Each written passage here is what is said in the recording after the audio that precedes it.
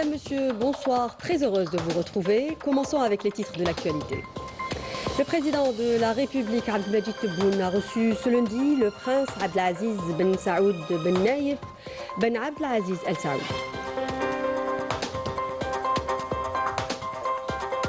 Le président de la République a présidé aujourd'hui une réunion de travail consacrée à la mécanisation agricole.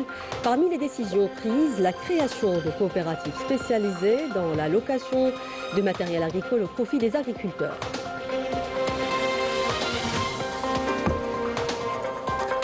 Au deuxième jour de sa visite au Qatar, le général d'armée Saïd Chengriha a pris part à la cérémonie d'ouverture de la 9e édition de l'exposition et la conférence internationale de Doha sur la défense maritime d'Index 2026.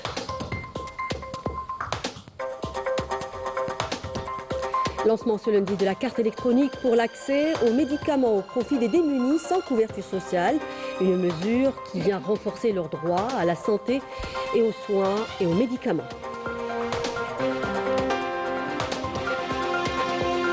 À l'étranger, le Parti national RIFA a organisé des manifestations aux Pays-Bas pour que nul n'oublie les massacres de janvier 1984 dans le Rif, commis par les forces du Marzem contre un peuple réclamant son droit à la liberté.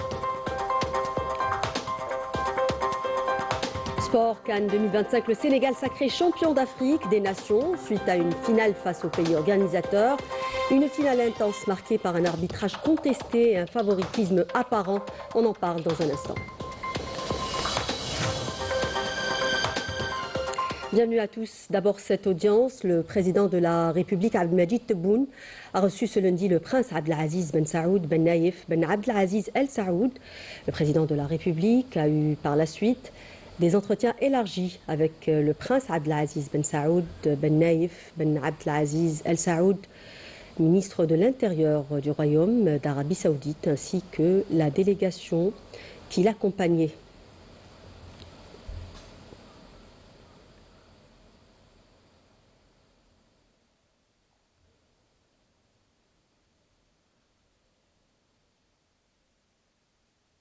Était présent à l'audience Boualem Boualem, directeur de cabinet à la présidence de la République, et Saïd Saïoud, ministre de l'Intérieur, des collectivités locales et des Transports. Le président de la République, Abdelmadjid Tebboune, a présidé aujourd'hui une réunion de travail consacrée à la mécanisation agricole, à l'issue de laquelle il a décidé la création de coopératives spécialisées dans la location de matériel agricole de tout type au profit des agriculteurs, dans le but d'élargir les superficies cultivées et d'améliorer la productivité agricole nationale, conformément aux décisions et recommandations du dernier Conseil des ministres. Le président de la République a également décidé à cette occasion la création d'un Conseil national de la mécanisation agricole. Ont pris part à la réunion le directeur de cabinet de la présidence de la République, le Premier ministre, le ministre de l'Agriculture, du Développement rural et de la Pêche, le ministre de l'Industrie, le ministre du Commerce extérieur et de la promotion des exportations, des responsables d'entreprises et de sociétés algériennes spécialisées dans la fabrication de matériel agricole. Dans le volet coopération militaire et durant le deuxième jour de sa visite au Qatar, le général d'armée Saïd Chengriha, ministre délégué auprès du ministre de la Défense nationale, chef d'état-major de l'armée nationale populaire, a pris part à la cérémonie d'ouverture de la 9e édition de l'exposition et la conférence internationale de Doha sur la défense maritime d'Index 2026. Les détails de cette visite avec Yannis Saïd Belkacem. Regardez. Durant le deuxième jour de sa visite à l'État frère du Qatar, le général d'armée Saïd Chengriha, ministre délégué auprès du ministre de la Défense nationale, chef d'état-major de l'armée nationale populaire, a pris part aujourd'hui à la cérémonie d'ouverture de la 9e édition de l'exposition et la conférence internationale de défense maritime de Doha d'Index 2026.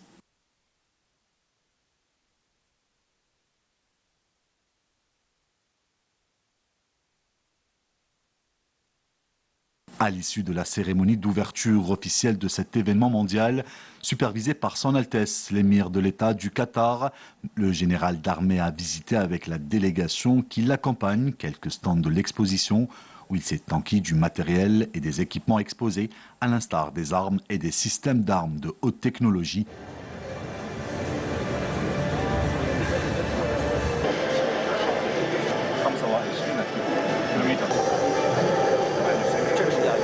et a suivi attentivement les explications détaillées et les présentations fournies par les responsables des stands.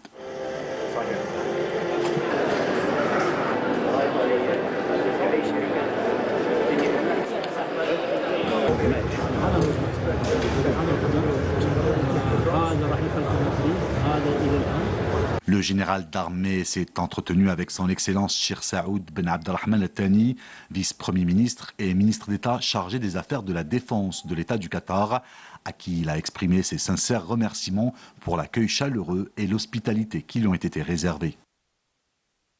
Le général d'armée a passé en revue les domaines de coopération militaire entre les deux armées qui connaissent une dynamique importante sous l'égide des dirigeants des deux pays et de leur volonté commune de la renforcer davantage et la mener à son niveau escompté.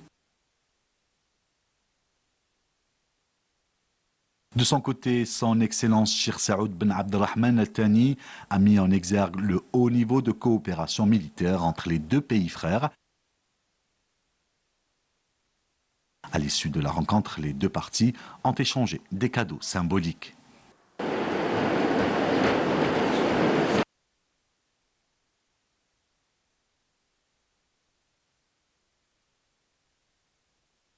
Le général d'armée a également eu une rencontre fraternelle avec le général de corps d'armée Jassim Ben Mohamed El-Mani, chef d'état-major des forces armées qatari, au cours de laquelle les deux parties ont évoqué l'état de la coopération militaire entre les armées des deux pays et les moyens de la porter à la hauteur des excellentes relations qu'entretiennent l'Algérie et le Qatar et au niveau des aspirations des dirigeants des deux pays frères. À cette occasion, le général d'armée a salué la qualité des relations algéro-qataries durant ces dernières années, lesquelles ne cessent de connaître un fort essor et une dynamique remarquable. De son côté, le chef d'état-major des forces armées qataries a salué la qualité des relations de coopération militaire bilatérale entre les deux pays frères, tout en exprimant ses vifs remerciements au général d'armée pour avoir répondu favorablement à l'invitation. À l'issue de cette rencontre, les deux parties ont échangé des cadeaux symboliques.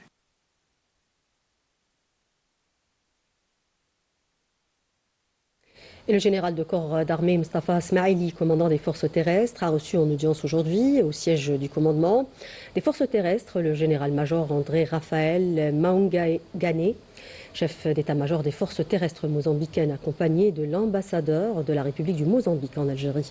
À cette occasion, les deux parties ont tenu des entretiens bilatéraux en présence d'officiers généraux-majors et généraux, ainsi que des membres de la délégation mozambicaine portant sur des questions d'intérêt commun. Les deux parties ont par ailleurs salué l'excellence des relations bilatérales et les mécanismes de consultation et de coopération établis entre les deux pays. À l'issue de cette rencontre, les deux parties ont échangé des cadeaux symboliques avant que le chef d'état-major des forces terrestres mozambicaines ne signe le livre d'or du commandement des forces terrestres.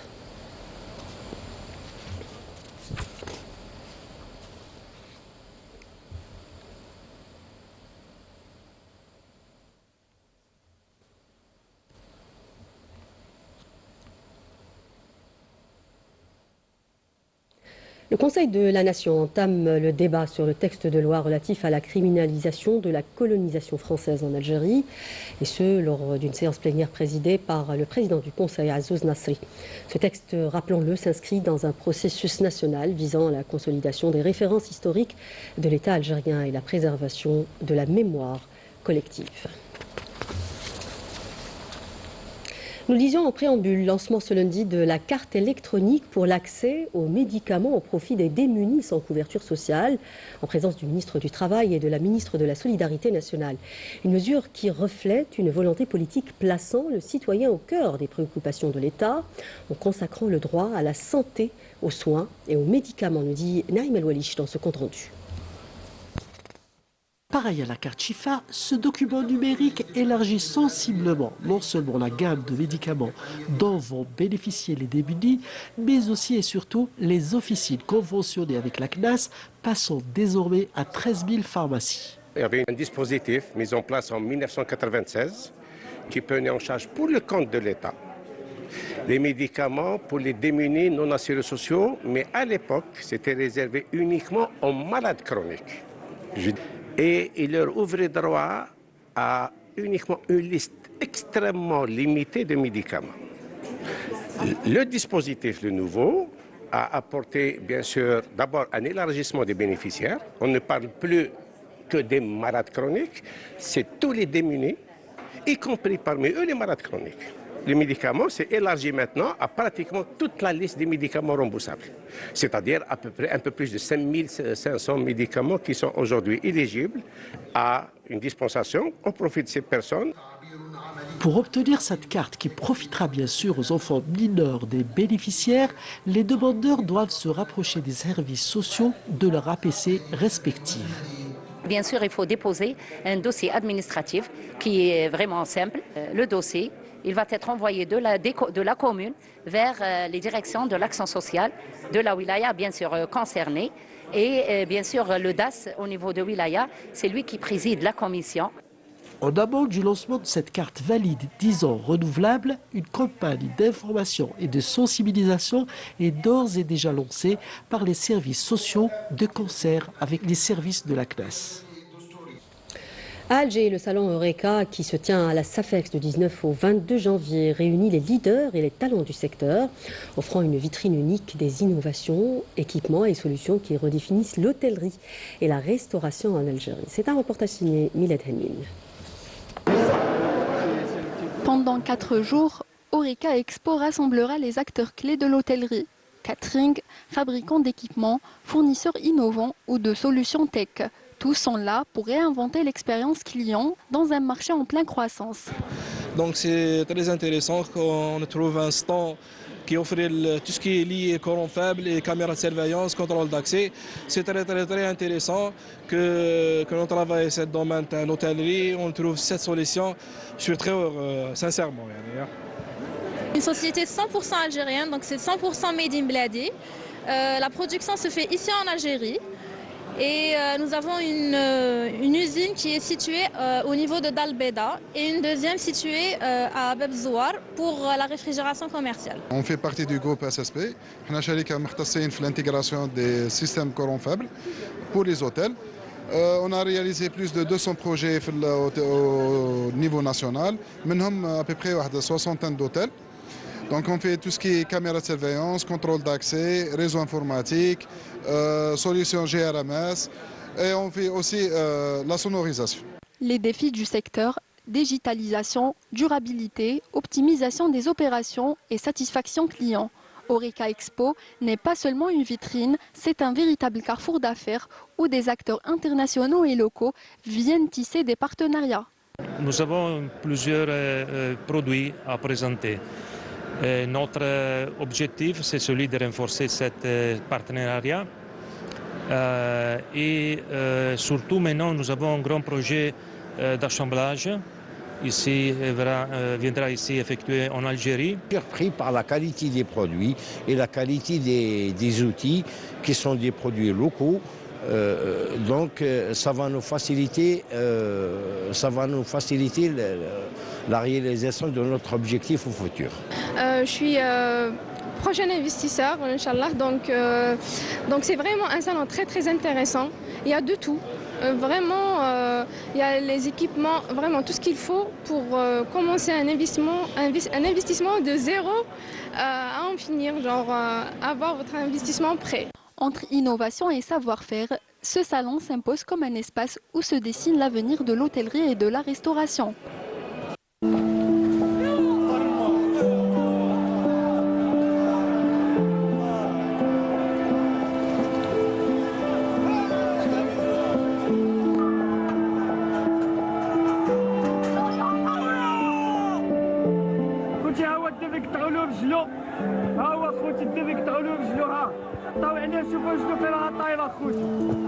اللهم هذا منكر اللهم هذا منكر اللهم هذا منكر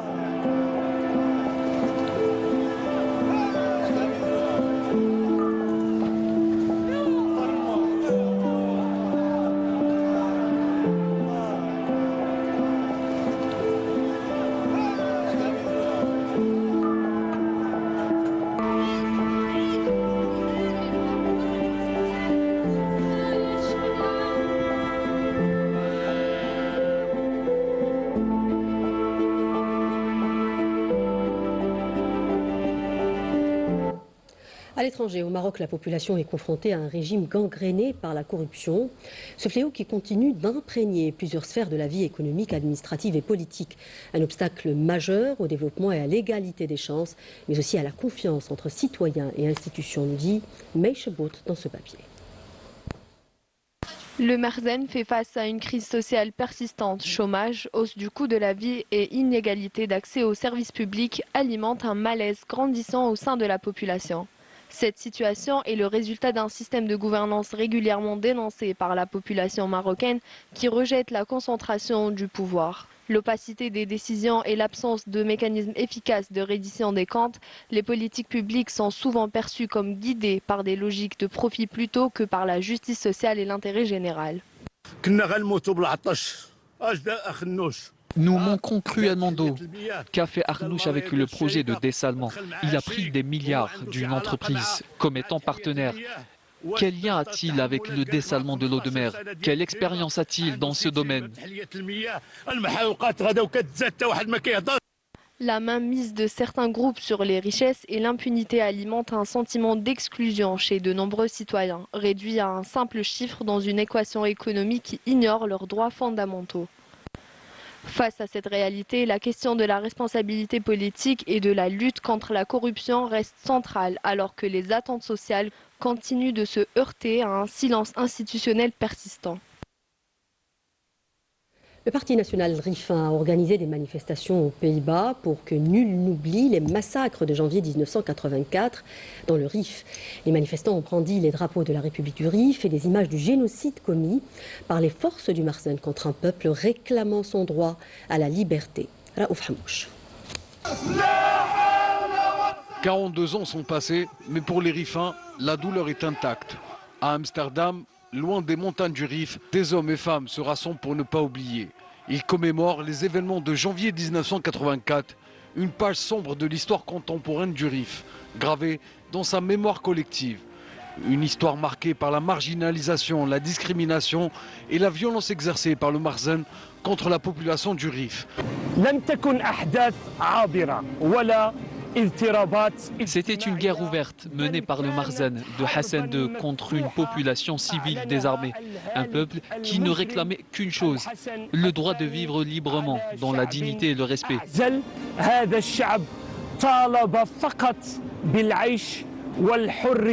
Nous sommes en janvier 1984. Des manifestations éclatent dans plusieurs villes du Rif.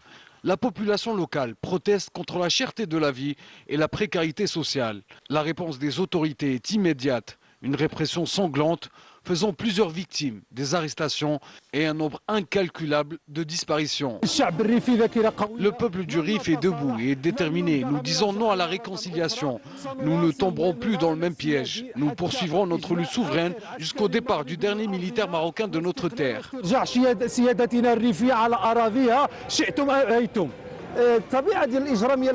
Le Marzenne a de nouveau recours à l'assassinat pour faire taire les voix critiques. Dernièrement, 2 journalistes ont été assassinés dans leur chambre d'hôtel à Rabat. Leur crime, avoir qualifié la sélection marocaine de sélection de cocaïne. L'histoire de la famille royale marocaine est entachée de sang. En 1958 et 1959, de nombreux martyrs ont été tués dans les rues et certains ont même été enterrés vivants. Pour les Rifins, janvier 1984 ne constitue pas un épisode isolé. La région garde en mémoire également le douloureux souvenir des massacres de 1958 et 1959, au cours desquels des milliers de civils auraient péri lors d'opérations militaires. Une succession de blessures historiques qui nourrit encore aujourd'hui un profond sentiment d'injustice.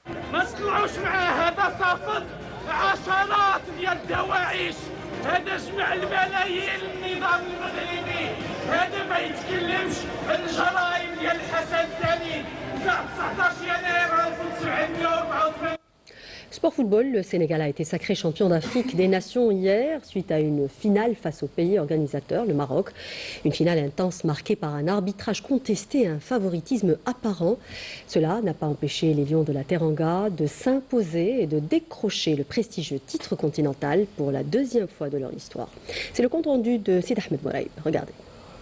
Le Sénégal est champion d'Afrique. Un sacre amplement mérité malgré les magouilles et les scandales qui ont entaché toute cette édition pour favoriser une équipe et lui remettre un titre qui se joue normalement sur le terrain. Les avis sont unanimes, cette CAN est celle de la honte à tous les égards.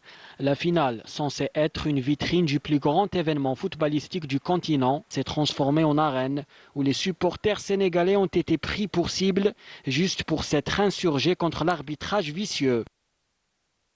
Un arbitrage sans qui l'équipe du pays organisateur n'aurait jamais dû voir la finale.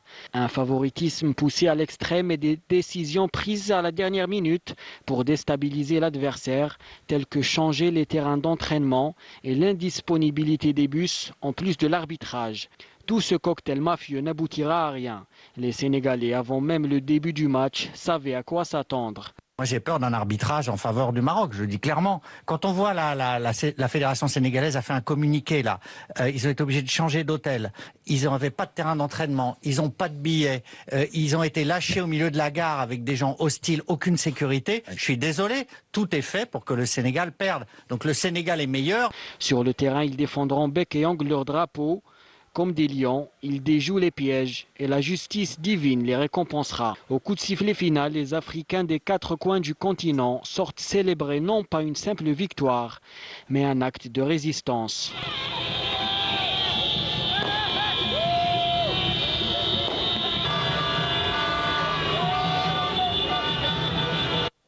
Au Proche-Orient, les Gazaouis continuent de vivre la mort dans l'âme. Beaucoup d'entre eux ont perdu leur famille et tout ce qu'ils possédaient dans l'agression génocidaire sioniste menée contre des populations démunies. Résultat, des millions de vies brisées et un territoire en ruine. C'est le papier de Wissem Abouzaïd et Walid Yousfi. Regardez. Cet homme parcourt les décombres à la recherche des restes de sa femme et de ses enfants. Ils ont perdu la vie après que leur maison ait été ciblée et entièrement détruite par les bombardements de l'entité sioniste. Son seul but à présent, c'est de leur offrir une sépulture digne.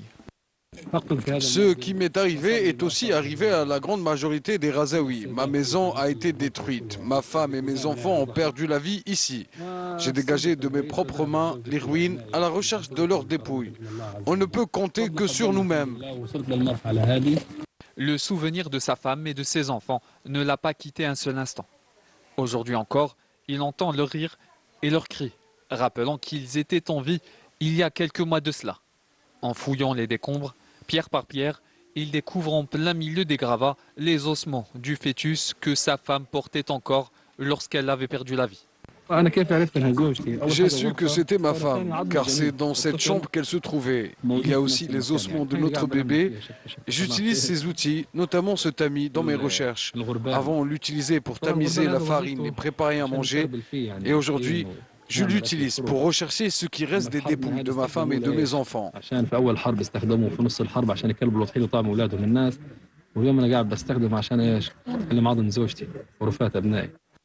En l'absence d'équipe de secours, ce père de famille affligé s'est résolu à creuser de ses propres mains au milieu des décombres.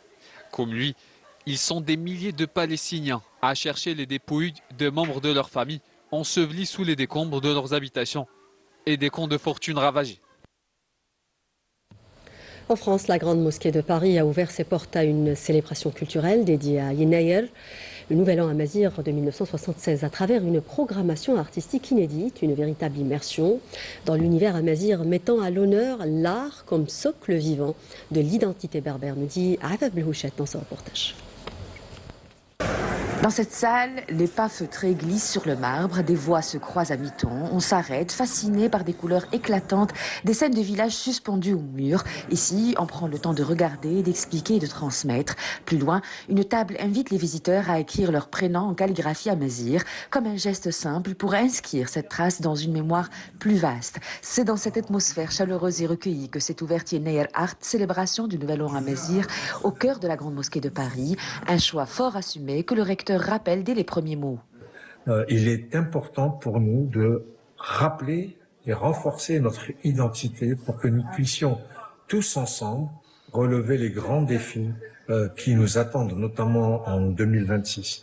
Yenayer est une fête importante Et ces valeurs fondamentales de cette belle fête sont complètement intégrées dans les valeurs de notre religion d'islam. Et pour moi, c'était important puisque en Algérie, nous fêtons cette belle fête et que voilà, pour toute cette Algérie que j'aime tant, je souhaiterais leur adresser mes vœux les plus sincères pour l'année 2026. Il y a beaucoup de défis à relever, mais la Grande Mosquée de Paris sera toujours présente pour apaiser, pour montrer que des deux rives de la Méditerranée, nous pouvons vivre ensemble de manière, je dirais, sereine. Autour de lui, des invités officiels, parmi lesquels le chargé d'affaires de l'ambassade d'Algérie, mais aussi des artistes, des intellectuels et des familles venues nombreuses. Au centre du parcours, l'œuvre de Hamsi Boubacar. Ses peintures racontent des fêtes, des rituels, des gestes quotidiens, des scènes foisonnantes, presque musicales, où chaque détail semble porteur de sens. Moi, en tant qu'artiste, je me dis que le Naïr aussi doit être présenté sous sa forme artistique. C'est l'art qui fait connaître un pays, c'est l'art qui fait connaître une nation, c'est l'art qui fait connaître une population. Hamsi Boubacar qui rend également hommage aux femmes, piliers silencieux de cette transmission, mères, grand-mères, conteuses, gardiennes d'une mémoire 2 fois millénaire. Ce sont les femmes qui nous ont transmis les contes, les motifs, le travail, même la cuisine. C'est toute une culture de tradition orale que moi j'ai mis sur papier et que je voulais partager, pas seulement avec les Algériens, mais mon travail était toujours de m'ouvrir au monde. La visite se prolonge autour des saveurs du Yenneyer. Couscous, galettes, douceurs traditionnelles, on partage, on goûte, on échange. L'art culinaire rejoint l'art tout court dans un même mouvement de convivialité. Yenneyer Art aura été une expérience collective, un moment suspendu où l'art amazigh vivant, contemporain, a trouvé à la Grande Mosquée de Paris un espace de reconnaissance, de dialogue et de transmission. Voilà qui termine ce journal. Merci de l'avoir suivi au nom de la rédaction qui l'a préparé. Je vous souhaite une excellente suite des programmes sur notre chaîne et j'aurai le grand plaisir de vous retrouver demain à 19h.